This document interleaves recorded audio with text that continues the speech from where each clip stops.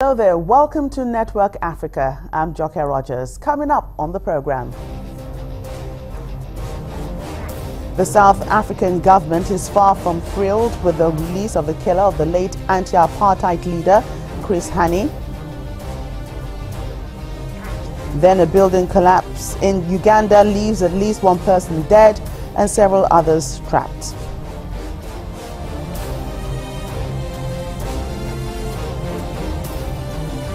And later on the program, a UNICEF report suggests the use of child bombers by Boko Haram insurgents as an all-time high.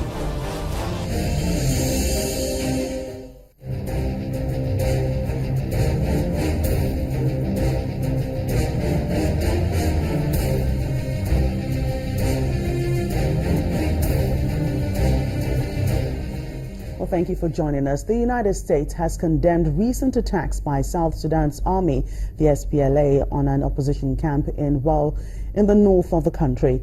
In the U.S. statement, the SPLA is accused of violating a ceasefire deal signed last year that's supposed to bring an end to the civil war which began in December 2013. These attacks come as the world's newest country waits for the opposition leader, Riek Machar, to arrive in Juba to take up his place as vice president in a new unity government that was agreed as part of the deal. The U.S. statement also notes reports of opposition attacks on government forces. Well, speaking of condemnation, the South African government is far from thrilled with the court's decision to grant parole to the killer of liberation hero Chris Hani. A judge ruled last month that Janus Wallace should be released after 23 years in prison for the 1993 murder of the South African Communist Party SACP leader. One of the reasons the South African government has given for its stance is the lack of remorse on the part of Wallace, as reported by Correctional Services Minister Michael Masuta. The decision of the court sparked even more outrage in South Africa when the judge told the widow of the late Chris Hani to move on. Ms. Linfo Hani has described the decision as very sad for South Africa. But just so you get a better sense of why this decision by the South African court doesn't sit well with the government, here's a quick look at the late Chris Hani's profile. He joined the African National Congress Youth League at the age of 15. He influenced other students to join the ANC.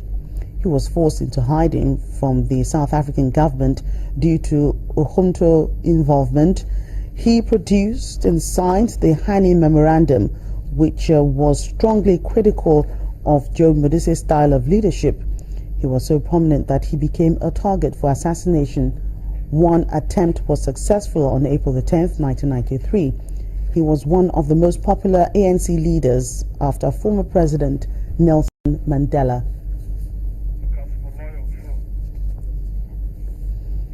Well, joining us now from Johannesburg is the CEO of Junto Media, Mr. Lucas Molloy. Thank you for joining us on the program. Now, could you tell us... Welcome and good day to your viewers there. All right, thank you. Could you tell us more about the reactions of South Africans based on this decision by the court?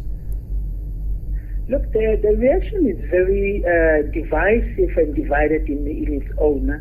That we still have got two fractions in that, where the white population of South Africa is sort of sitting and saying, let us forgive and move on. It's time to forget about it. Let us release Janus Wallace and that he has served his sentence.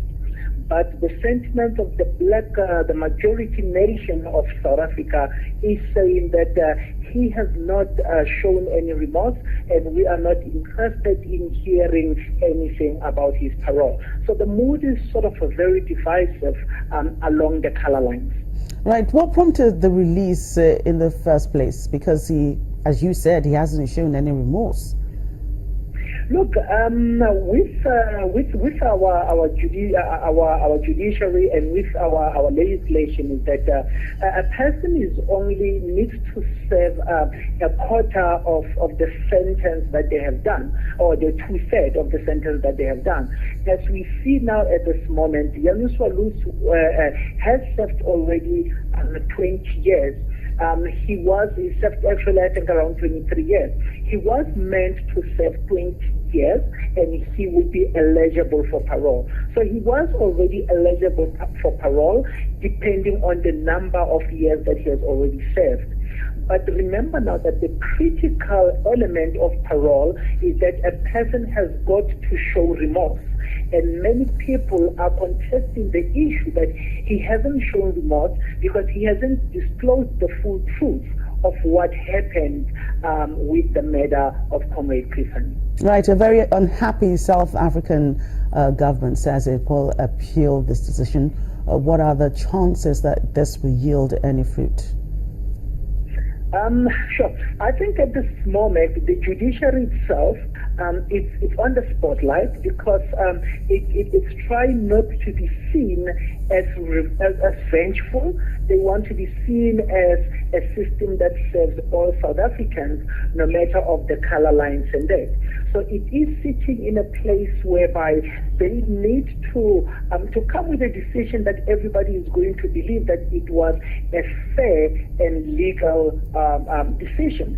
But on the other side again, you have got people like Hani, the wife of the late Chris Hani, who is sitting there and saying that we need to see our law working for us as South Africans and that, and when people are not showing remorse for their actions and that, they cannot be deemed to be eligible for parole. So I think that at this moment, the judiciary finds itself in a very difficult spot in taking that decision.